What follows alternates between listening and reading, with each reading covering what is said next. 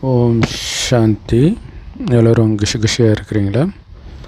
5/6/2025 சக்கர முரளி பாப்தாதா சொல்கிறாங்க, இனிமையான குழந்தைகளே, எல்லையற்ற சுகம் வேணும் அப்படின்னா அதை அடையணுன்றதுக்காகத்தான் உங்களுக்கு எல்லையற்ற ஞானம் கிடைக்கிது. பிறகு நீங்கள் ராஜயோக ஞானத்தின் மூலமாக ராஜ்யத்தை அடைஞ்சிட்டு இருக்கிறீங்க. ஸோ இந்த எல்லையற்ற ஞானம், ஸோ அதை பாபா சமீபமாக சொன்னார்ல, எல்லையற்ற ஞானம் எல்லையற்ற தந்தை கொடுத்து எல்லையற்ற ராஜ்யத்துக்கு அதிபதியாக்குறாருன்னா உங்களுடைய வைராக்கியமும் எல்லையற்று இருக்கணும் இல்லையா? கேள்வி, உங்களுடைய ஈஸ்வரிய குடும்பம் எந்த விஷயத்தில் முற்றிலும் தனிப்பட்டதாக இருக்குது? பதில்,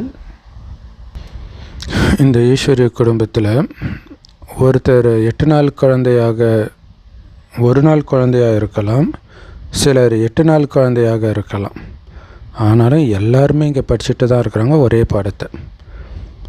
ஸோ பாபா தான் இங்கே ஆசிரியராகி தன்னுடைய குழந்தைங்களுக்கு படிப்பு சொல்லி கொடுத்துட்ருக்கிறார். முதல்ல வந்த குழந்தையாக இருந்தாலும் சரி, லேட்டாக வந்த குழந்தையாக இருந்தாலும் சரி. ஸோ இதுதான் தனிப்பட்ட விஷயம். ஆத்மா படிச்சுட்டு இருக்குது, ஆத்மா தான் சொல்லுது பாபா அப்படின்ட்டு. பிறகு பாபா தன்னுடைய குழந்தைங்களுக்கு 84 பிறவிகளின் கதையை சொல்கிறார். ஸோ 50 வருஷம் ஆத்மாவுக்கு இருந்தாலும் சரி, 60 வருஷத்து ஆத்மா இருந்தாலும் சரி, ஒரு முதல் நாள் குழந்தையாக இருந்தாலும் சரி, எல்லோருக்கும் ஒரே ஞானம் நடக்குது. இது உலகத்தில் எங்கேயுமே நடக்காது இல்லையா? இங்கே மட்டும்தான் அப்படி நடக்குது. பாடல், தூரதேசத்தில் வசிப்பவரே. ஓம் சாந்தி. விருக்ஷபதி, ஸோ வியாழக்கிழமையாக குருவார்னு சொல்லுவாங்களே, விருக்ஷபதி வார் அப்படின்னு சொல்லலாம். ஸோ பிரகஸ்பதி, விருக்ஷபதி, பிரகஸ்பதி, சத்குரு எல்லாமே ஒரு சிவபாபாவுடைய பேர் தான். ஸோ இந்த மாதிரி விழாக்கள் எல்லாமே வருடா வருடம் கொண்டாடுறாங்க, நிறைய விழாக்கள். ஆனால் நம்ம ஒவ்வொரு வாரமும் இந்த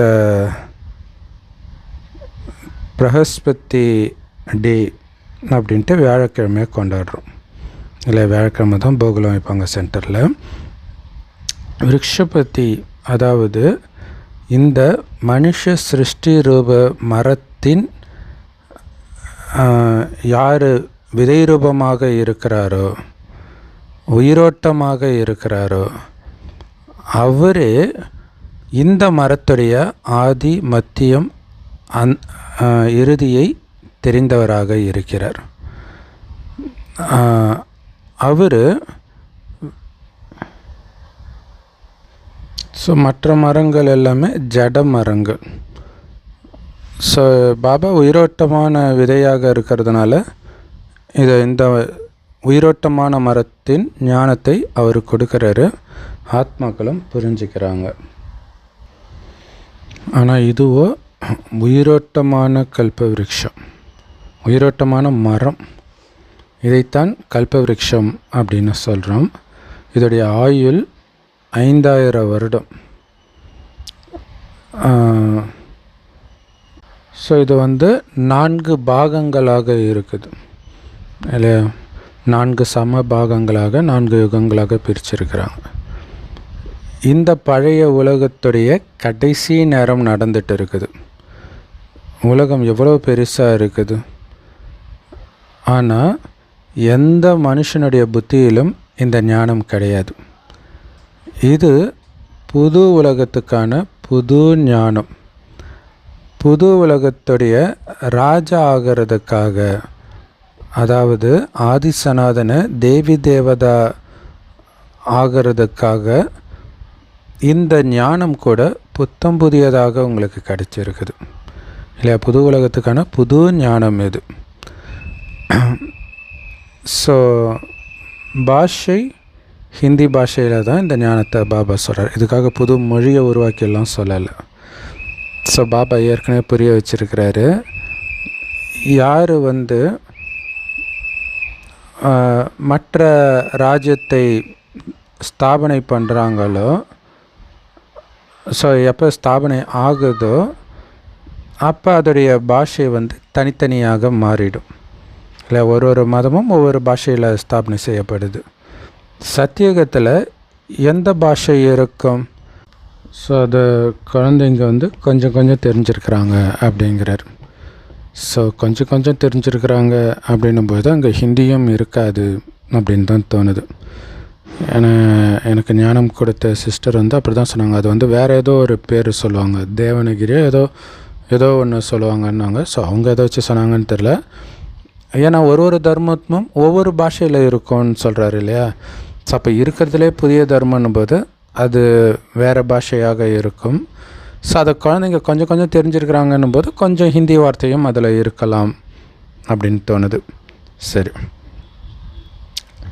ஸோ குழந்தைங்க தியானத்தில் அதை பார்த்துட்டு சொன்னாங்க, ஸோ இங்கே இருக்கிற எதுவுமே அங்கே இருக்க முடியாது. ஸோ அப்போ இங்கே ஹிந்தி இருக்குது இல்லையா? ஸோ அப்போ அங்கே அது இருக்காது அப்படின்னு தான் நினைக்கிறேன். ஸோ குழந்தைங்க தெரிஞ்சிருக்கிறீங்க, இவர் விருக்ஷபதி. அவரை தந்தை, படைப்பவர் அப்படின்லாம் நாம் சொல்கிறோம். எதை படைப்பவர் அப்படின்னா இந்த விருட்சத்தை, மரத்தை படைப்பவர். அதனால தான் விருக்ஷபதி. இவரோ உயிரோட்டமான விதை ரூபமாக இருக்கிறார். மற்ற எல்லாமே ஜட விதைகள். பாபாவுக்கு தெரிஞ்ச மாதிரி குழந்தைங்களுக்கும் சிருஷ்டியுடைய முதல் இடைக்கடை பற்றி தெரிஞ்சிருக்கணும் இல்லையா? இந்த நேரத்தில் யார்கிட்டையும் ஞானம் இல்லை, அதனால் மனுஷர்கள்கிட்ட சந்தோஷமும் இல்லை இல்லையா? இன்னும் கொஞ்ச நேரத்தில் சுகம் வரப்போகுது அப்படின்னு தெரிந்துட்டாலே எவ்வளோ துக்கமாக இருந்தாலும் உங்களுக்கு துக்கமாக ஃபீல் ஆகாது. இப்போ உதாரணத்துக்கு ஒரு தாய் பிரசவத்துக்கு ஹாஸ்பிட்டலுக்கு போகிறான்னா பயங்கரமாக வலிக்கும்.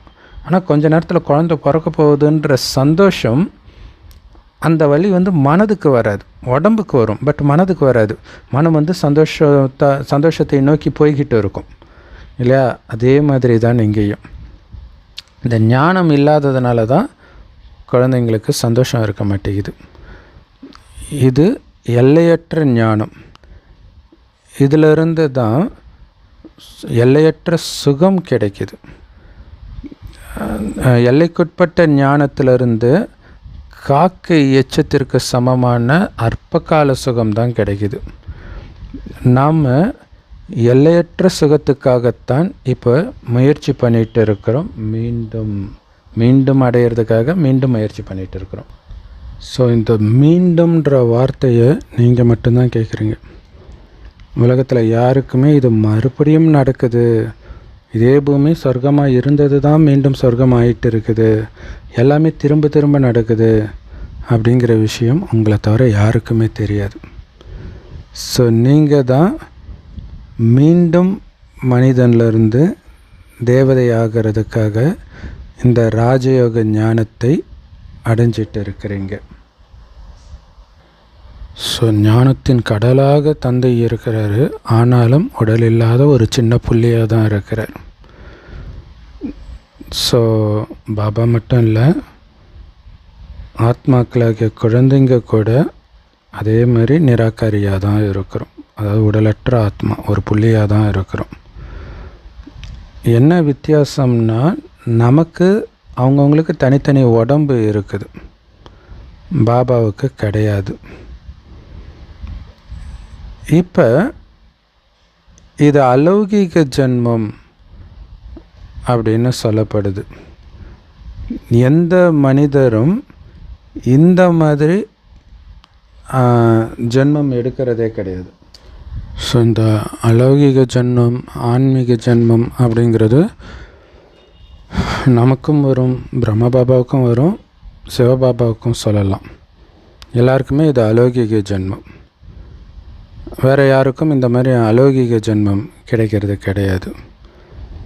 ஸோ பிரம்மா பாபாவுடைய வானப்பிரஸ்த நிலையில் சிவபாபா பிரவேசமாகிறார். குழந்தைங்களுக்கு எதிர உட்காந்து பாபா இதையெல்லாம் புரிய வைக்கிறார். ஸோ வேறு யாருமே ஆத்மாக்களை பார்த்து குழந்தைங்களேன்னு சொல்ல முடியாது. பாபா தான் குழந்தை அப்படின்னு புரிய வைக்கிறார்.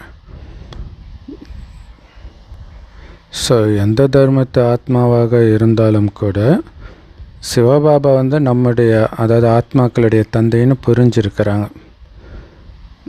ஸோ கண்டிப்பாக அவர் குழந்தைன்னு தானே கூப்பிடுவார். ஸோ அவரை தவிர வேறு எந்த மனித ஆத்மாவையும் ஈஸ்வரா அல்லது பாபா அப்படின்லாம் சொல்ல முடியாது.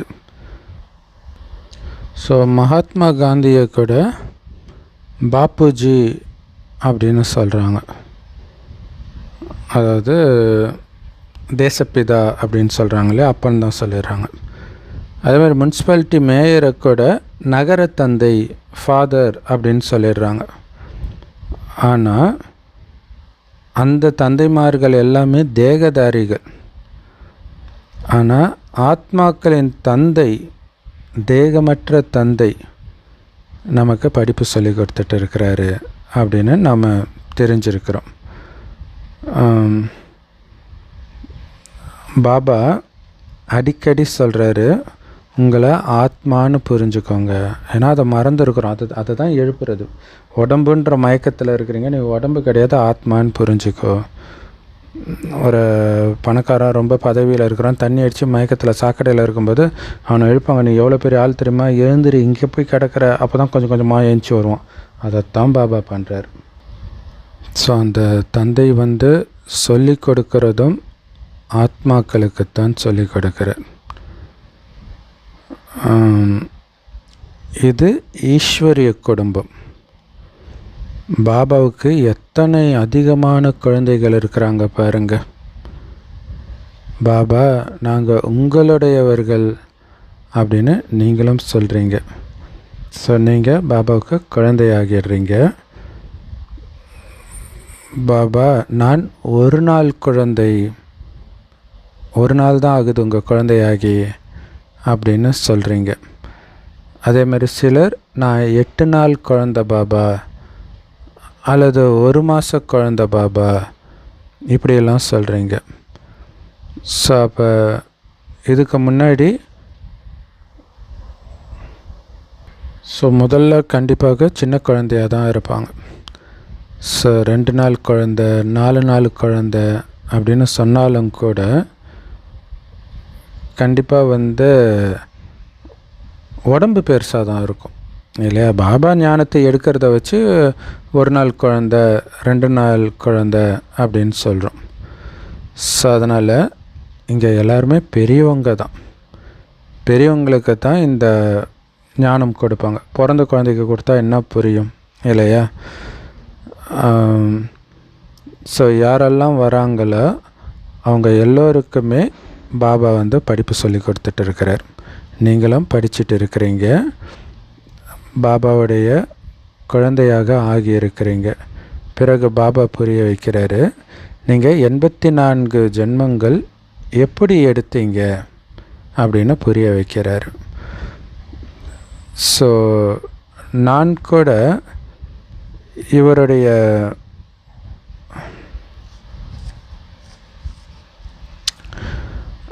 பல ஜென்மங்களின் கடைசியில் தான் இவருடைய உடலில் பிரவேசிக்கிறேன். பிறகு உங்களுக்கு இந்த ஞானத்தை சொல்லிக் கொடுக்குறேன் அப்படின்னு சிவபாபா கூட சொல்கிறார். குழந்தைங்க தெரிஞ்சிருக்கிறாங்க. நாம் இங்கே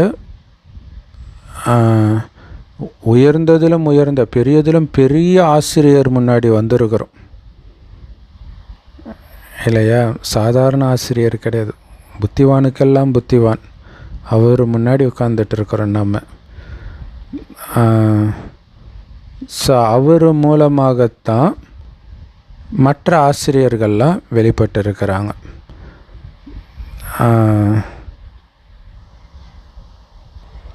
ஸோ உங்களை தான் பண்டே அப்படின்னு சொல்கிறாங்க, அதாவது வழிகாட்டி, பாண்டவர்கள் அப்படின்னு சொல்கிறாங்க. ஸோ அவங்களும் எல்லோருக்குமே ஞானத்தை சொல்லி கொடுத்துட்ருக்குறாங்க. யாரெல்லாம் இதை புரிஞ்சுக்கிறாங்களோ அவங்க மற்றவர்களுக்கும் புரிய வச்சுட்டே இருக்காங்க. ஸோ முதல்ல எல்லோருக்கும் 2 தந்தைகள் இருக்கிறாங்க அப்படின்னு புரிய வைக்கணும். ஒருத்தர் லௌகிக தந்தை, அவரை பற்றி எல்லாருக்குமே தெரியும், அவங்கள தான் அப்பான்னு சொல்லுவீங்க இந்த ஞானம் கிடைக்கிறதுக்கு முன்னாடி வரைக்கும். அடுத்தது பரலௌகிக தந்தை, கடவுள். ஸோ கண்டிப்பாக உயர்ந்ததிலும் உயர்ந்தவரோ பரலௌகிக தந்தை தான் இல்லையா? ஸோ அவரைத்தான் எல்லோரும் பகவான் அப்படின்னு சொல்கிறாங்க. இப்போ நமக்கு அந்த பரலௌகிக தந்தை கிடைச்சிருக்கிறார். மற்ற யாருக்குமே அவரை பற்றி தெரியவே தெரியாது. ஸோ கொஞ்சம் கொஞ்சமாக தெரிஞ்சுக்குவாங்க.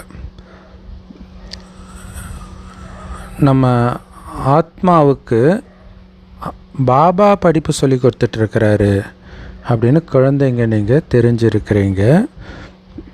ஸோ ஆத்மாக்களாகிய நாம் தான் ஒரு சரீரத்தை விட்டுட்டு இன்னொரு சரீரத்தை எடுக்கிறோம்.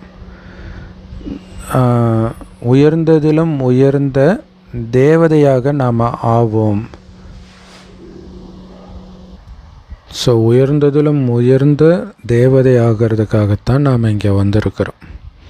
ஆனால் நிறைய குழந்தைங்க போக போக உயர்ந்ததிலும் உயர்ந்த இந்த படிப்பையே விட்டுட்டு போயிடுறாங்க.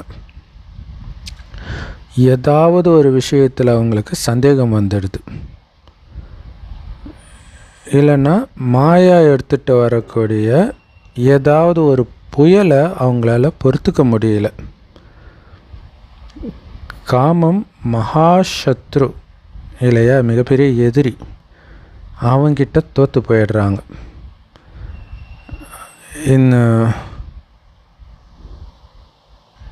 ஸோ இந்த காரணங்களாலெல்லாம் படிப்பை விட்டுடுறாங்க.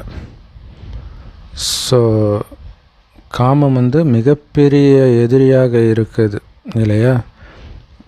இதுதான். ஸோ காமம் மிகப்பெரிய எதிரி. அதனால் குழந்தைகள் நிறைய சகிச்சிக்க வேண்டி இருக்குது. பெண் குழந்தைங்க இல்லையா, கணவன் காமத்துக்காக டார்ச்சர்லாம் பண்ணுவான், சகிச்சுக்கிட்டே தான் ஆகணும். ஸோ அதுதான் பாபா சார், கல்பமாக அபலைகளாகிய தாய்மார்கள் என்னை கூப்பிட்டுக்கிட்டே தான் இருந்திருக்கிறீங்க. அதோடைய நினைவு தான் திரௌபதி கதை, துகிலுரிகிற கதை. ஸோ பாபா எங்களை துகிலுரியறதுல இருந்து காப்பாற்றுங்க அப்படின்னு கூப்பிடுறாங்க. பாபா சொல்கிறாரு, நினைவை தவிர வேறு வழி கிடையாது குழந்தை உன்னை காப்பாற்றுறதுக்கு.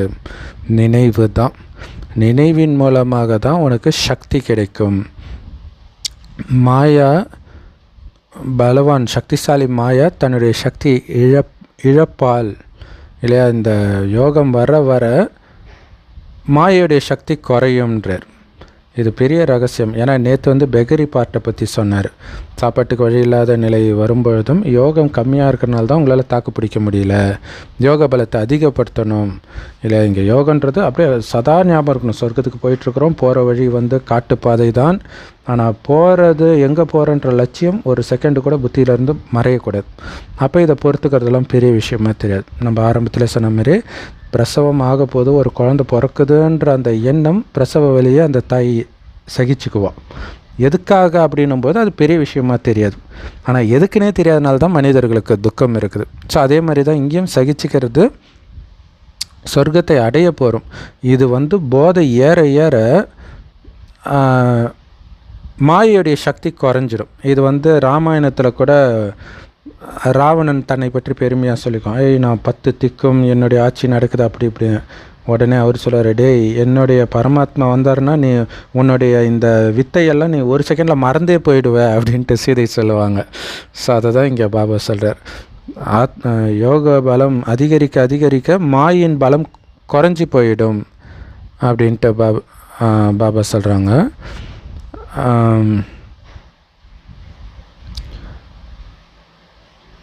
ஸோ யோகத்தின் மூலமாக தான் உங்களுக்கு பலம் கூடிக்கிட்டே போகும்ன்றார். இதை சகிச்சுக்கிற சக்தியும் உங்களுக்கு கிடைக்கும். பிறகு நீங்கள் எல்லாத்துலேருந்தும் விடுபட்டுடுவீங்க. இல்லை இந்த மாயின் பந்தனம் எல்லாத்துலேருந்தும் விடுபட்டுடுவீங்க. அப்படி நிறைய பந்தனத்தில் இருந்து வெளியில் வந்துக்கிட்டே இருக்கிறீங்க. இல்லை இது ஒன்று கட்டி போட்டு இருக்கிறது. ஸோ ஒரு பந்தனத்தையும் நம்ம கட் பண்ணிக்கிட்டே இருக்கிறோம். ஸோ ரொம்ப டார்ச்சர் பண்ணுற கணவன் இருக்கிறான் அப்படின்னா அவன் இறக்கும்போது தான் விடுதலை ஆகும். ஆனால் அவன் இறக்கிறதை தாங்கிக்கக்கூடிய சக்தியும் உங்களுக்கு இருக்கணும். அது வேறு இருக்குது இல்லையா? ஸோ அப்போ அந்த பற்றும் கட் பண்ணும். ஸோ அப்போ யோக பலம் வரணும். ஸோ அதுக்கப்புறம் உங்கள் மீது நடக்கப்படுற அந்த அநீதி இழைக்கப்படுறது முடிஞ்சிடும். பிறகு பிரம்மா மூலமாக சிவபாபா கிட்ட ஸோ அதுக்கப்புறம் சிவபாபா கிட்ட பேசுகிறாங்க பிரம்மா மூலமாக. இல்லை பிரம்மா மூலமாக தான் சிவபாபா பேசுகிறாரு இல்லையா? ஸோ நம்மளும் சிவபாபாட்ட பேசுனா பிரம்மா மூலமாக தான் பேசுகிறோம். ஸோ இதுவும் உங்களுக்கு பழக்கமாகிடணும். புத்தியில் இது எப்போவுமே இருக்கணும். அது என்ன அப்படின்னா, நாம் சிவபாபா கிட்ட போயிட்டு இருக்கிறோம் அப்படின்ட்டு. ஸோ பிரம்மாவை பார்க்க போகிறோன்னு இருக்கக்கூடாது, சிவபாபாவை பார்க்க போகிறேன் அப்படிங்கிறது தான். அவர் உடம்பில் இருக்கிறார், அவ்வளோதான். ஸோ இதோடைய நினைவு பாருங்கள், இன்னைய வரைக்கும் நிறைய ஊர்கள், அந்த திருநெல்வேலி அந்த சைடில் கருப்பு சாமியோ ஏதோ ஒருத்தர் உடம்புல கருப்பண்ண சாமி சொல்கிற மாதிரி, அந்த கருப்பண்ண சாமிக்கிட்டேயே பேசுகிற மாதிரி தான் இவங்களும் சொல்லுவாங்க. அந்த கருப்பண்ண சாமி ஆனால் ஒருத்தர் உடம்பு மூலமாக. ஸோ இங்கே நடக்கிறது பக்தியில் அப்படி நடக்குது. ஸோ அந்த சிவபாபா தான் இந்த பிரம்மா உடலில் இப்போ வந்திருக்கிறார். நாம் சிவபாபாவுக்கு எதிராக உட்காந்துட்டு இருக்கிறோம். இதெல்லாம் மைண்டில் இருந்துக்கிட்டே இருக்கணும் இல்லையா? சதா நம்ம யார், நமக்கு எதிராக யார் இருக்கிறா, அவர் யார் இல்லையா? இந்த உலகமே அவரை எவ்வளோ உயர்வாக பார்க்குது, அப்படிப்பட்டவர் முன்னாடி உட்காந்துட்ருக்குறன்ற அந்த போதை இருக்கணும். நினைவுனால தான் உங்களுடைய பாவங்கள் எல்லாம் அழியும். உங்களை ஆத்மான்னு புரிஞ்சு பாபாவை நினைவு செய்யணும். இந்த படிப்பு உங்களுக்கு இப்போ கிடைச்சிருக்குது.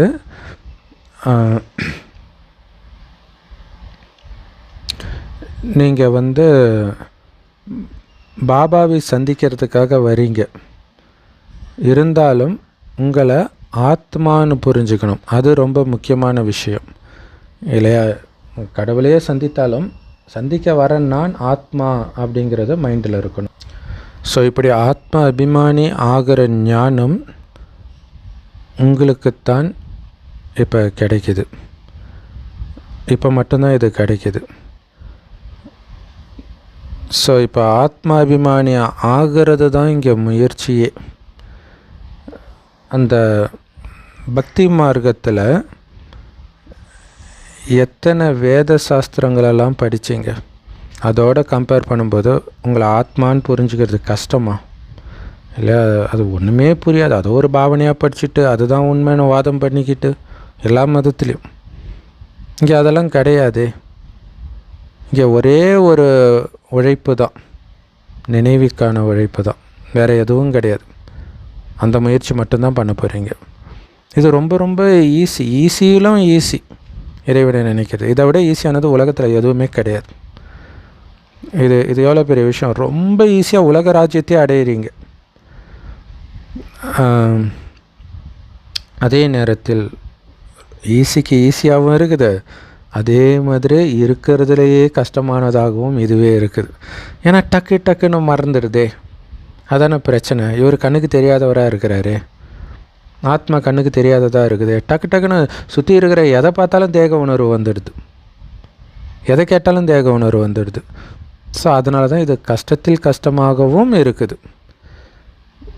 பாபாவை நினைவு செய்யணும். ஸோ இதை விட ஈஸியான விஷயம் உலகத்தில் வேறு எதுவுமே இருக்க முடியாது. குழந்தை பிறக்குது, உடனே வாயிலிருந்து பாபா பாபான்னு சொல்ல ஆரம்பிச்சிருது இல்லையா? லௌகீகத்திலே அப்பான்னு சொல்ல ஆரம்பிச்சிருது. அதே மாதிரி இது வந்து ஆண் குழந்தைங்க. பெண் குழந்தையாக இருந்தால் அம்மான்னு சொல்ல ஆரம்பிச்சிடுது. ஸோ ஆத்மாவுக்கு வந்து பெண் சரீரம் கிடைச்சிடுது, பெண் சரீரத்தை தாரணை பண்ணி இருக்குது. ஸோ பெண் குழந்தைங்க வந்து அம்மா கிட்ட போகும். ஸோ ஆண் குழந்தைங்க வந்து அடிக்கடி அப்பாவை நினைவு செய்யும். ஏன்னா ஆஸ்தி கிடைக்கிது இல்லையா?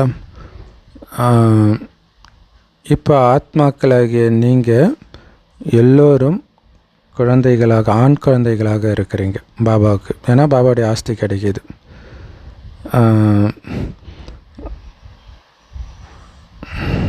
ஆத்மாக்களுக்கு அப்பா கிட்டேருந்து ஆஸ்தி கிடைக்கிது நினைவு செய்வதன் மூலமாக. இல்லை சும்மா கிடைச்சிடறதில்ல.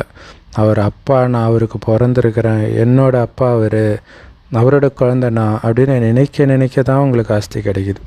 அவரே உங்களுடைய உலகமாக இருக்கும்போது தான் ஆஸ்தி கிடைக்கிது. அதனால தான் எனக்கு சிவன் பார்வதி தான் உலகம்னு சுற்றி பிள்ளையார் ஞானப்பழத்தை அடையிறார். அது உலகத்தை அடையிற ஞானப்பழம். அது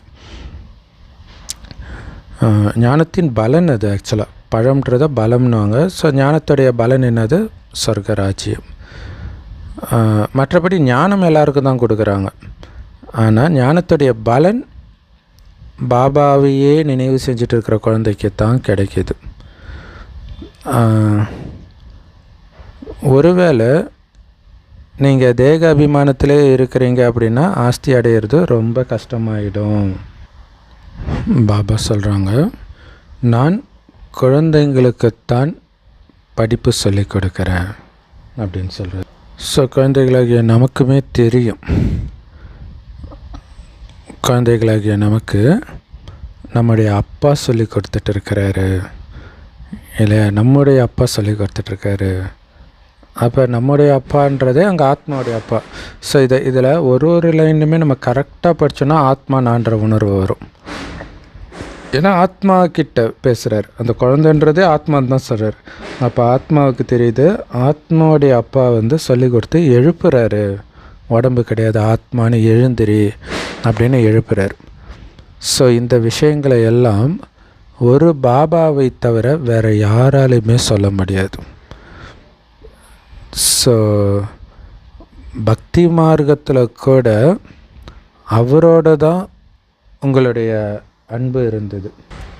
ஸோ நீங்கள் எல்லோருமே காதலிகளாக இருந்தீங்க. அந்த காதலனுக்கு, அந்த பிரியதர்ஷன், ஒரு பிரியதர்ஷனுடைய காதலிகளாக இருந்தீங்க. முழு உலகமும் அந்த ஒரு பிரியதர்ஷனுடைய காதலிகள் தான். எந்த மதத்தை சார்ந்தவர்களாக இருந்தாலும் சரி, எல்லா ஆத்மாக்களுமே. ஸோ பரமாத்மாவை எல்லோரும் பரமபிதா அப்படின்னும் சொல்கிறாங்க. அப்படின்னு அர்த்தம் எல்லோருக்கும் காதலனாகவும் இருக்கிறார், எல்லோருக்கும் தந்தையாகவும் இருக்கிறார். ஜென்ரலாக வந்து அப்பாவை வந்து காதலின்னு சொல்ல முடியாது. பாபாவை காதலன் தான் அவர். பாபா புரிய வைக்கிறாரு, நீங்கள் பக்தி மார்க்கத்தில் பிரியதர்ஷினிகளாக இருந்தீங்க. இப்போ கூட பிரியதர்ஷினிகளாகத்தான் நிறைய பேர் இருக்கிறீங்க. ஸோ இன்றைக்கும் பக்தி மார்க்கத்தில் அவருடைய காதலிகளாக எல்லோரும் புரிஞ்சிக்கத்தான் செய்கிறாங்க. ஆனால் யாரை பரமாத்மான்னு சொல்கிறதுன்னு அவங்களுக்கு தெரியல. இதில் தான் பயங்கர குழப்பத்தில் இருக்கிறாங்க. ஏன்னா பிள்ளையார், ஆஞ்சநேயர் இவங்களெல்லாம் கூட பரமாத்மான்னு சொல்லி முற்றிலும் குழப்பத்தில் இருக்கிறாங்க. ஸோ ஒரு தந்தையை தவிர இந்த குழப்பத்தை எல்லாம் வேறு யாராலுமே சரி செய்ய முடியாது. யாருக்குமே அந்த சக்தி கிடையாது. பாபா தான் குழந்தைங்களுக்கு இதெல்லாம் புரிய வைக்கிறார். குழந்தைங்க பிறகு வரிசைக்கிரமமான முயற்சியின்படி இதை புரிஞ்சிக்கிறாங்க. மற்றவர்களுக்கு புரிய வைக்கிறதுக்கும் தகுதியுடையவர்களாக ஆகிறாங்க. ராஜ்யம் இப்போ ஸ்தாபனை ஆகிட்டு இருக்குது. அப்படியே கல்பத்திற்கு முன்பு எப்படி இருந்ததோ அதே மாதிரி தான் இப்போ நீங்களும் படிக்கிறீங்க. ஸோ இப்போ படித்ததை தாரணை பண்ணதுடைய பலனை நீங்கள் புது உலகத்தில் அடைவீங்க. அதை அமரலோகம், அதாவது மரணமற்ற உலகம் அப்படின்னு சொல்லப்படுது. நாம் இப்போ மரணத்தின் மீது வெற்றி அடைகிறோம். அங்கே ஒருபொழுதும் திடீர் மரணமே நடக்காது. அகால மரணமே அங்கே நடக்காது. ஏன்னா அதோடைய பேரே என்னது? சொர்க்கம். சொர்க்கத்தில் துக்கம் இருக்குமா? ஸோ குழந்தைங்களுக்கு இந்த படிப்பில் ரொம்ப சந்தோஷம் இருக்கணும். ஏன்னா இதை சொர்க்கத்துக்கு போகிற படிப்புனா இது சாதாரண விஷயம் இல்லை. இதை எடுக்கும்போது பாபா இன்றைக்கி என்ன ரகசியத்தை வெளிப்படுத்த போகிறாரோ, அந்த லவ்வருடைய லெட்டரை படிக்கும்போது எவ்வளோ சந்தோஷமாக இருப்பாங்க. ஸோ அந்த மாதிரி இருக்கணும். ஒரு லவர்கிட்டேருந்து ஒரு மெசேஜ் வருதுன்னா எவ்வளோ சந்தோஷமாக இருப்பாங்க. அந்த மாதிரி இருக்கணும். பாபாவுடைய நினைவின் மூலமாகத்தான் நமக்கு பாபாவுடைய ஆஸ்தியும் ஞாபகம் வரும். அப்பாவே ஞாபகம் இல்லைன்னா அவருடைய ஆஸ்தி மட்டும் எப்படி ஞாபகம் வரும் இல்லையா? ஸோ ஒரு வினாடியில் முழு நாடகத்தின் ஞானமும் நம்மளுடைய புத்தியில் வந்துடுச்சு. மூலவதனம், அதாவது பரந்தாமம், அடுத்தது சூக்ஷ்மவதனம், ஸ்தூலவதனம், 84 பிறவிகளின் சக்கரம், இது எல்லாமே நம்மளுடைய புத்தியில் வந்துடுச்சு. இது எல்லாமே இந்த ஒட்டுமொத்த நாடகமுமே பாரதத்தில் தான் உருவாக்கப்பட்டு இருக்குது. இல்லை, இந்த 84 பிறவி நாடகன்றது பாரதத்திற்கானது தான். மற்றது எல்லாம் பைப்ளாட், கிளைக்கதைகள் தான். மெயின் கதை இல்லையா? படத்தில் இப்போ எம்ஜிஆர் படத்தில் பார்த்திங்கன்னா எம்ஜிஆர் ஹீரோ, ஹீரோயின், அவங்க கதை தான் மெயின் கதையாக போகும். நடுவில் சில ஜோக்கர் கதை வரும், வேறு ஏதாவது ஒன்று கூட ஓடிட்டு இருக்கும். ஸோ அந்த மாதிரி கிளைக்கதை தான் மற்ற மதத்தோடைய இதெல்லாம். மெயின் தேவதா தர்மத்தோடது தான். ஸோ அந்த ஞானத்தையும் பாரதவாசிகளாகிய உங்களுக்குத்தான் பாபா புரிய வைக்கிறார், உங்களுக்கு தான் கொடுக்குறார். நீங்கள் உயர்ந்ததிலும் உயர்ந்தவர்களாகவும் நீங்கள் தான் ஆகிறீங்க. பிறகு தாழ்ந்தவர்களாகவும் நீங்களே தான் ஆகிறீங்க. இரட்டை கிரீடதாரி. ஸோ இரட்டை கிரீடம் அணிந்த ராஜா இல்லையா? உலகத்திலே மிக உயர்ந்தது அந்த பதவி தான். 2 கிரீடம் அணிந்த ராஜாவாக, சத்தியுகத்தில் ராஜாவாக இருக்கிறது. அப்படி இருந்த நீங்களே முற்றிலும் ஏழையாகவும் ஆகிறீங்க. உயர்ந்ததிலும் உயர்ந்த பாத்திரமும் உங்களுடையது தான், இருக்கிறதுல கீழான பாத்திரமும் உங்களுடையது தான். அப்படின்னு அர்த்தம் எல்லா கதாபாத்திரமும் நாம் நடிச்சிருப்போம். எவ்வளோ பெரிய ஆச்சரியம் இல்லையா? ஸோ இன்றைக்கி பாரதம் முற்றிலுமாக ஏழையாக, பிச்சைக்கார நாடாக இருக்குது. பிரஜைகளின் மீது பிரஜைகளின் ராஜ்யம் நடக்குது. சத்தியுகத்தில் இரட்டை கிரீடதாரி மகாராஜா மகாராணியின் ராஜ்யம் நடக்கும். ஸோ ஆதிதேவன் பிரம்மாவுக்கு நிறைய பேர்கள் கொடுக்கப்பட்டிருக்குது அப்படிங்கிறத எல்லோருமே ஏற்றுக்கிறாங்க. இது அங்கே பிரம்மாவுக்கு பதில் ஆதாமன்றாங்க, அவர் ஆதி பிதான்றாங்க, ஆதி தேவன்றாங்க, நிறைய பேர் கொடுத்துருக்குறாங்க. ஸோ மகாவீரர்னு கூட அவருக்கு தான் சொல்லப்படுது. அதே மாதிரி மகாவீரர் ஹனுமான் அப்படின்னும் சொல்கிறாங்க. உண்மையிலே குழந்தைகளாகிய நீங்கள் தான் உண்மையிலும் உண்மையான மகாவீர் ஹனுமான். அது நீங்கள் தான், அந்த மகாவீரன் ஆஞ்சநேயர் நீங்கள் தான். ஏன்னா நீங்கள் யோகத்தில் நீங்கள் எந்த அளவுக்கு யோகத்தில் இருக்கிறீங்களோ அந்த அளவுக்கு மாயா எவ்வளவு தான் பலம் கொண்டு புயலை எடுத்துகிட்டு வந்தாலும் உங்களை அசைக்க கூட முடியாது. அப்போ நீங்கள் மகாவீரர் தானே. ஸோ உண்மையில் நீங்கள் மகாவீரர், சிவபாபாவுடைய குழந்தைகள். நீங்களும் மகாவீரர்களாக ஆகுறீங்க. ஏன்னா மாயின் மீது வெற்றி அடைகிறீங்க. 5 விகார ரூப ராவணன் மீது ஒவ்வொருத்தரும் வெற்றி அடைகிறீங்க. இது ஒரு மனுஷனுடைய விஷயம் கிடையாது, ஒரு பாபா குழந்தையுடைய விஷயம் கிடையாது. நீங்கள் எல்லாருமே மகாவீரர்கள் தான், எல்லோருமே ஹனுமான் தான். ஸோ யாருடைய கதையோ நினச்சி நம்ம பார்த்துட்டு இருந்தது எல்லாம் நம்ம கதை தான் இல்லையா? அதனால் நீங்கள் ஒவ்வொரு குழந்தையுமே வில்லை உடைக்கணும் இல்லையா? அங்கே ராமர் சீதையை திருமணம் பண்ணுறதுக்கு முன்னாடி அந்த தனுஷை உடைப்பார் இல்லையா, சிவதனுஷை. அதாவது மாயின் மீது வெற்றி அடையணும். ஸோ மாயின் மீது வெற்றி அடைகிறது தான் இந்த வில்லை உடைக்கிறதாக காட்டப்பட்டிருக்குது. ஸோ இதில் சண்டை போடுறதுக்கான விஷயம்லாம் கிடையாது இல்லையா? அதாவது அங்கே வில்லை உடைக்கிறது அப்படிங்கிறது ராமருடைய பலம். அந்த வில்லை யாராலும் அசைக்க கூட முடியல. ஆனால் ராமர் அசால்ட்டாக தூக்குனதும் இல்லாமல் நான் ஏற்றும்போது அது உடஞ்சே போயிடுது. ஸோ அந்த மாதிரி ஒரு பலம் வாய்ந்த ஒரு விகாரம்னா காமம். அதை அசால்ட்டாக நம்ம உடச்சி தூக்கி கடைசிடுறோம். இங்கே மாயோடு சண்டை போடுறது கிடையாது. உங்கள் பலத்தை காட்டினாலே அது போயிடும் இல்லையா? இப்போ குழந்தைங்கள்லாம் பலசாலியாக இருக்குது. அந்த குழந்தைங்க காமத்தினால டிஸ்டர்ப் ஆகிறது கிடையாது, அதுக்கு சக்தி இருக்கிறதுனால. அது மாதிரி இங்கே சக்தியை, அந்தளவுக்கு சக்தியை நீங்கள் நிரூபிச்சிட்டிங்கன்னா போதும், மாயை ஜெயிச்சிடுவீங்க. மற்றபடி போய் சண்டை போடுற விஷயம் கிடையாது. பாருங்கள், ஐரோப்பாவாசிகள்லாம் ஏவுகணையெல்லாம் வச்சுட்டு எப்படி சண்டை போட்டுட்டு இருக்கிறாங்க. ஸோ பாரதத்தில் கௌரவர்களுக்கும் பாண்டவர்களுக்கும் இடையில் சண்டை நடந்ததாக மகாபாரதத்தில் காட்டிட்டாங்க. இரத்த நதி ஓடிச்சு அப்படின்னும் சொல்கிறாங்க அந்த யுத்தத்தில். அதே மாதிரி பால் நதியும் இல்லையா, பாலாறும் ஓடும். விஷ்ணுவுடைய பார்க்கடல், விஷ்ணுவை பார்க்கடலில் இருக்கிற மாதிரி தானே காட்டுறாங்க. லக்ஷ்மி நாராயண் பாரஸ்நாத்தாக இருக்கிறாங்க. ஸோ இந்த விஷ்ணுவுக்கு தான் நேபாளில் பசுபதிநாத் அப்படின்ற பேரை வச்சுட்டாங்க. அது உண்மையிலே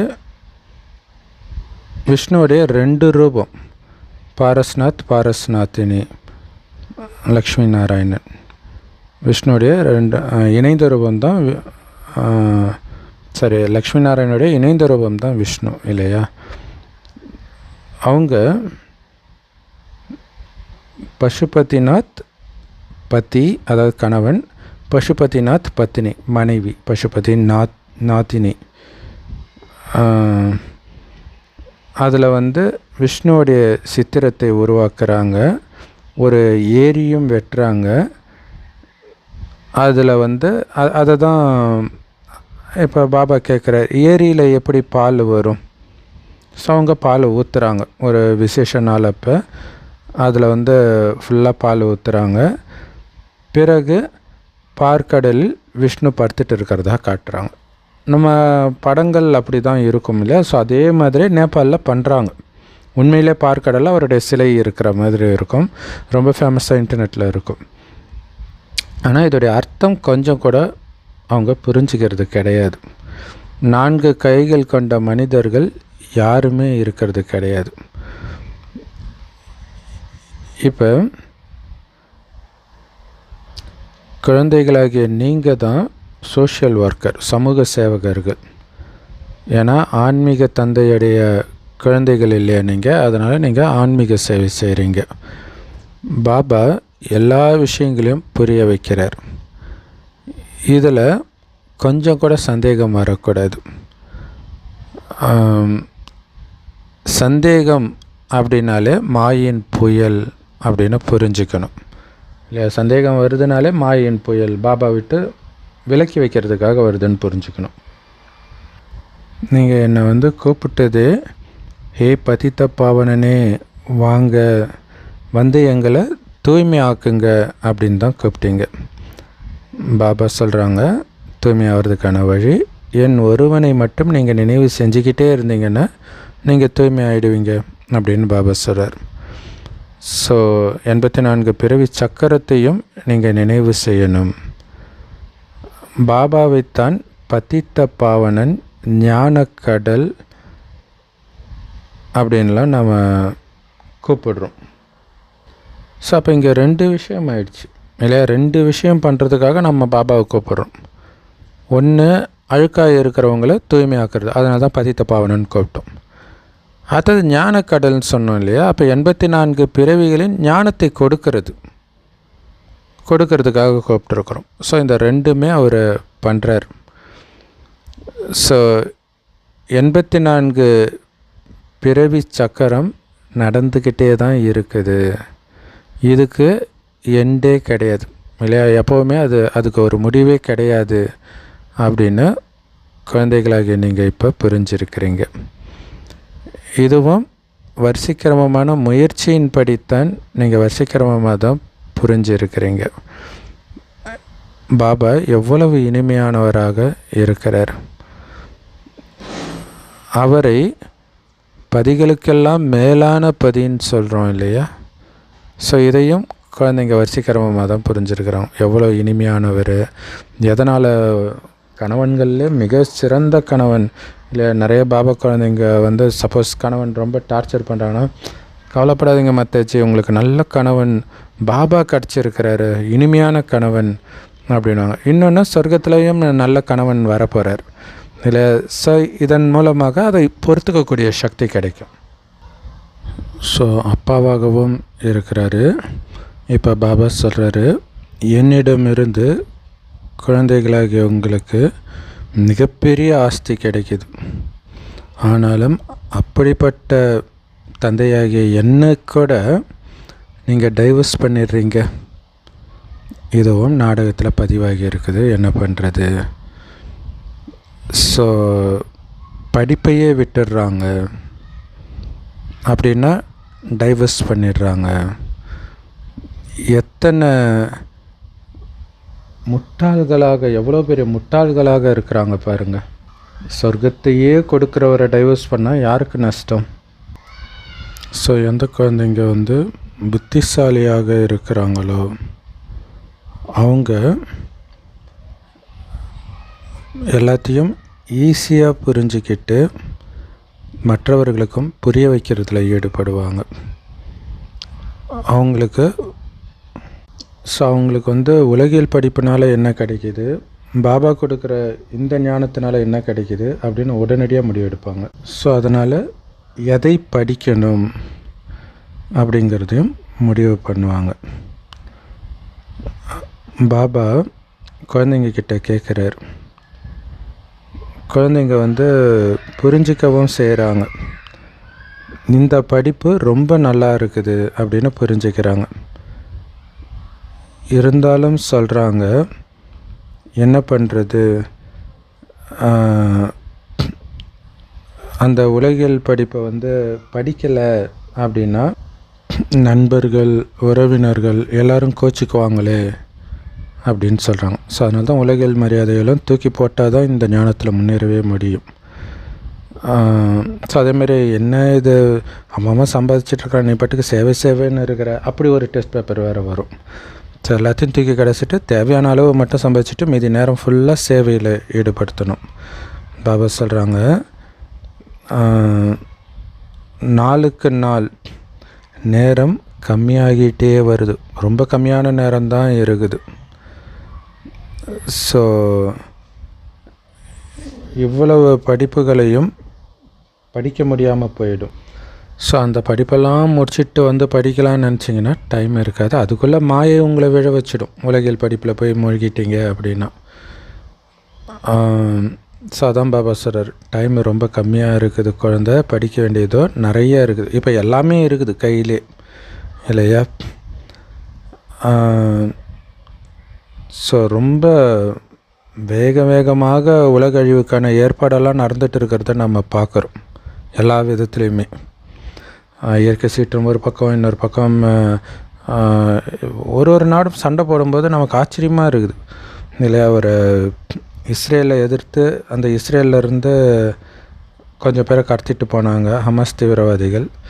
ஸோ இவங்க திருப்பி தாக்குனாங்க, சீக்கிரமாக காலி பண்ணிவிடுவாங்க அப்படின்னு பார்த்தா அது வருஷக்கணக்காகுது. அவன் ஈரானுக்குள்ளே அண்டர் கிரவுண்டுக்குள்ளே ஒரு பெரிய நாடே வச்சுருக்கிறான், முழுக்க அணு ஆயுதங்கள். இப்படியெல்லாம் அதை தான் பாபா சொல்கிறார், அங்கே பயங்கர ஏற்பாடு நடந்துருக்கு. ஆனால் இது யாருக்கும் வெளியில் தெரியாது இல்லை, வெளி உலகத்துக்கு தெரியாமலே தயாரித்து வச்சுருக்குறாங்க பாருங்க. எவ்வளோ பெரிய விஷயம். என்னென்னமோ சேட்டலைட்டு உளவுப்படை எல்லாம் இருந்தும் கண்டுபிடிக்க முடியல பாருங்க. ஸோ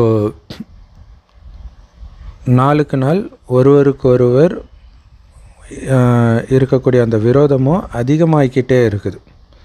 ஒவ்வொரு நாடுகளுக்கு இடையில் இருக்கக்கூடிய அந்த விரோதம் அதிகமாகிட்டே இருக்கிறத நம்ம பார்க்குறோம். ஸோ அவங்களும் சொல்கிறாங்க, இந்த மாதிரி விஷயங்கள்லாம் நாங்கள் தயாரித்து வச்சுருக்கிறோம், ஸோ உடனடியாக நாங்கள் எல்லாத்தையும் முடிச்சிடுவோம் அப்படின்னு சொல்கிறாங்க. ஸோ இதுதான் விநாசகால விபரீத புத்தி இல்லையா? ஒரு வினாடி பட்டனை தட்டிட்டா ஒரு செகண்டில் எல்லாத்தையும் காலி பண்ணிவிடுவோம் அப்படின்னு சொல்கிறாங்க. ஆனால் குழந்தைங்களுக்கு தெரியும், நாடகப்படி இப்போ சண்டை நடக்காது.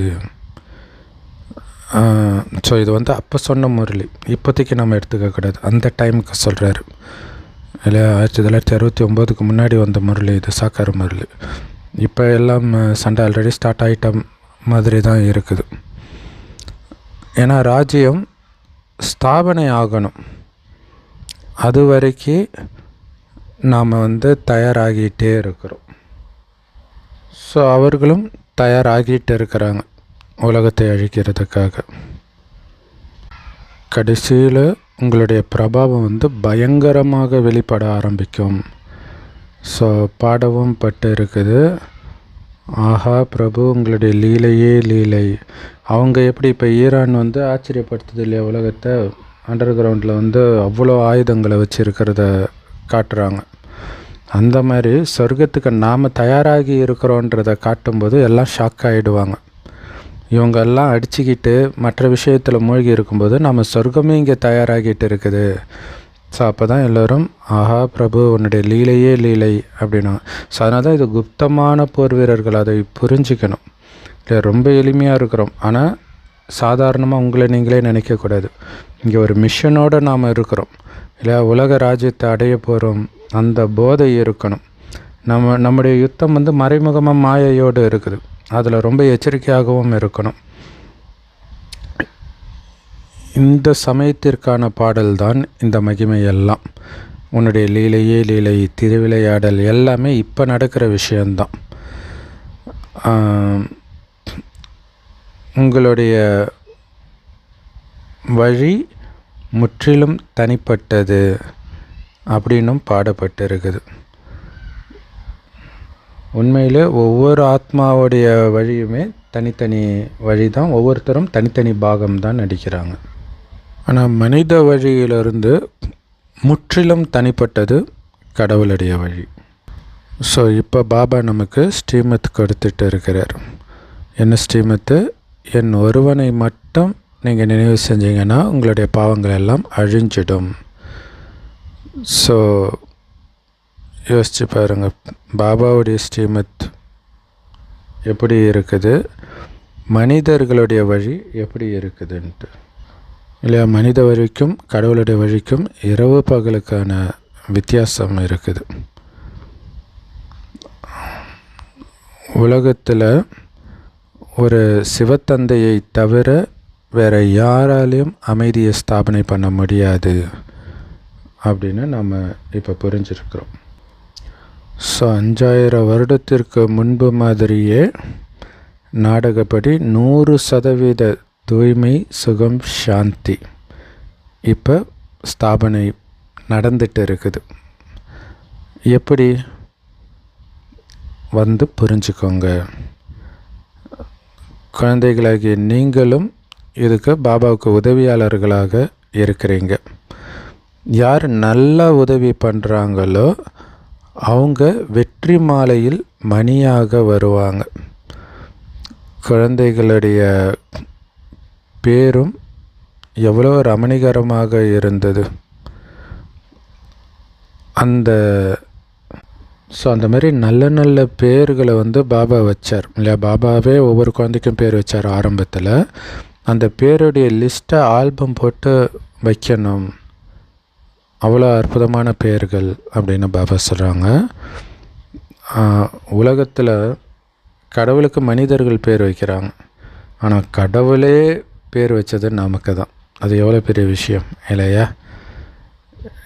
நீங்கள் பட்டியில் இருந்தீங்க, வீடு வாசலை எல்லாம் விட்டுட்டு பாபாவுடையவராக ஆகிட்டீங்க. ஒரேடியாக பட்டியில் வந்து சேர்ந்துருந்தீங்க. ஸோ அப்போ அந்த ஆரம்பத்தில் பட்டி அவ்வளோ ஸ்ட்ராங்காக இருந்துச்சு.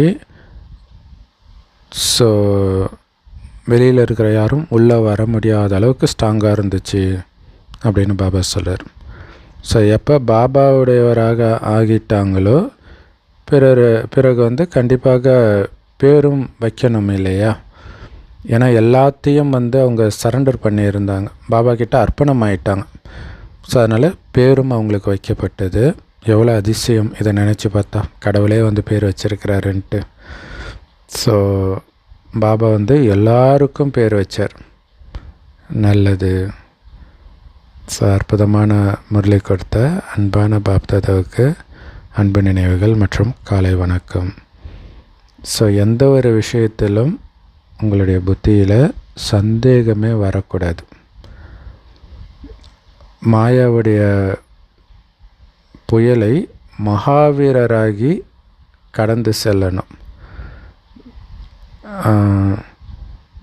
மாயாவுடைய புயல் உங்களை அசைக்க முடியாத அளவிற்கு நீங்கள் யோக பலத்தில் மூழ்கி இருக்கணும்.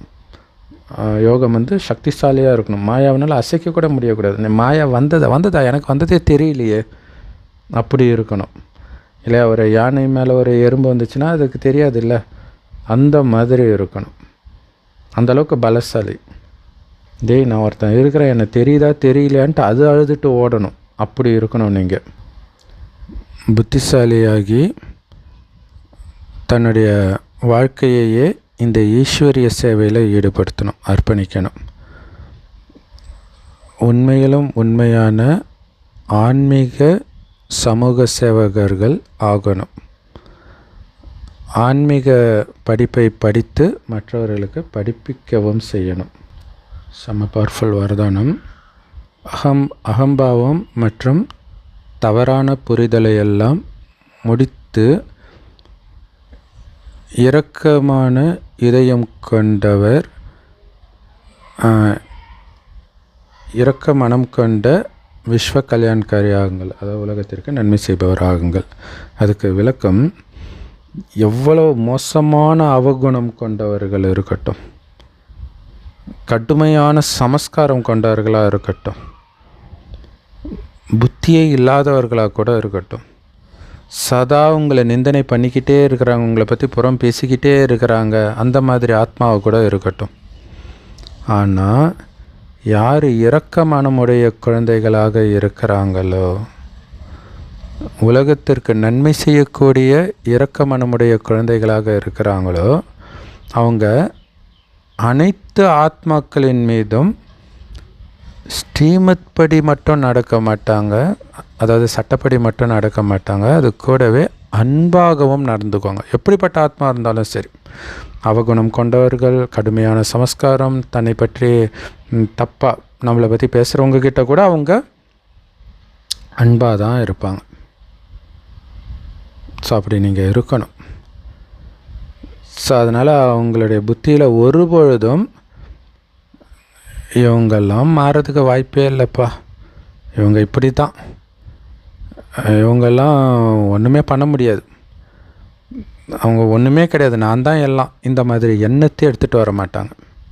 நான் மட்டும் இல்லைன்னா இவங்களாம் ஒன்றும் வேலைக்கு ஆக மாட்டாங்க, இந்த மாதிரி எண்ணமே எடுத்துகிட்டு வர மாட்டாங்க. ஏன்னா இந்த மாதிரியான அகம்பாவத்தையும் இந்த மாதிரி தவறான மற்றவர்கள் மேலே வச்சுருக்கிற அபிப்பிராயத்தையும் விட்டுட்டு, அவர்களுடைய பலகீனம் தெரிந்தாலும் அவர்களுடைய கெட்ட குணங்கள் எல்லாம் தெரிந்தாலும் கூட அவர்களை மன்னிக்கக்கூடிய இரக்க மனம் உடைய குழந்தைகள் தான் உலகத்திற்கு நன்மை செய்யக்கூடிய சேவையை வெற்றிகரமாக செய்து முடிக்க முடியும். எவ்வளோ சூப்பர் இல்லையா?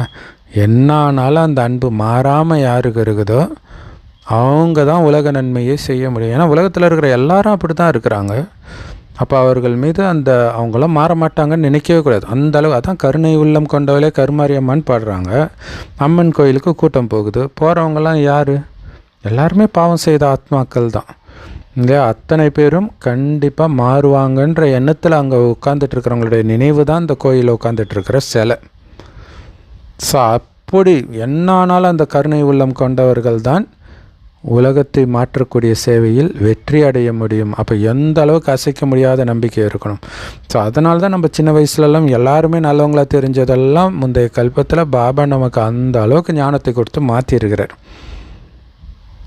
ஸோ அப்படி நீங்கள் மாறணும். என்ன ஆனாலும் அவங்க கண்டிப்பாக மாறுவாங்கன்ற அந்த சுபபாவனை போகவே கூடாது. எப்படிப்பட்டவராக இருந்தாலும் சரி. செம்ம பவர்ஃபுல் வரதானம் இது. ஸ்லோகன்: எந்த சேவையில் பிராமணர்களுடைய உடலின் மூலமாக ஒத்துழைப்பு, மனதின் மூலமாக ஒத்துழைப்பு, பணத்தின் மூலமாக ஒத்துழைப்பு இருக்குதோ அங்கே வெற்றி உங்கள் கூடவே இருக்குதுன்னு புரிஞ்சுக்கோங்க இல்லையா? அப்படின்னு அர்த்தம். கூட்டாக சேவை செய்யும் பொழுது தான் அங்கே வெற்றி ஏற்படுது. அவ்யக்த இஷாரா: ஆன்மீக ஸ்திதியில் நிலைத்திருக்கக்கூடிய பயிற்சி பண்ணுங்க, உள்நோக்கு முகமுடையவர் ஆகுங்கள். ஸோ எப்போ உங்களுடைய ஆன்மீக சொரூபம் மற்றவர்களுக்கு அனுபவம் ஆகுதோ அப்போ தான் அவங்க பாபாவின் பக்கம் ஈர்க்கப்படுவார்கள். ஆஹா பிரபு அப்படின்ற பாடல் பாடுவாங்க. அவங்களுடைய தேக உணர்வுலேருந்து ஈஸியாக விலகி அர்ப்பணம் ஆகிடுவாங்க. எப்போ உங்களுடைய ஆன்மீக சொரூபம் அவங்களுக்கு அனுபவம் ஆனாதான். ஸோ அதுக்கு தான் ஆத்மான்ற உணர்விலே இருங்க. ஆத்ம ஜோதி எப்போவுமே எரியட்டும், ஆத்மாவையே பாருங்க. அப்போ எதிர வரவங்களுக்கு அவங்களுடைய ஆத்ம ரூபம் காட்டக்கூடிய கண்ணாடியாக நீங்கள் இருப்பீங்கன்னு பாபா சொன்னார் இல்லையா? ஆஹா பாபா என்னுடைய பாக்கியமே பாக்கியம் அப்படின்னு மகிமை பாடுவாங்க.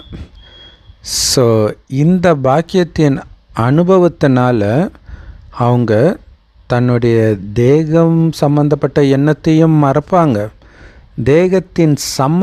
தேகத்தின் உறவுகளுடைய அந்த நினைவுகளையும் மறப்பாங்க, அதாவது தியாகம் செய்வாங்க.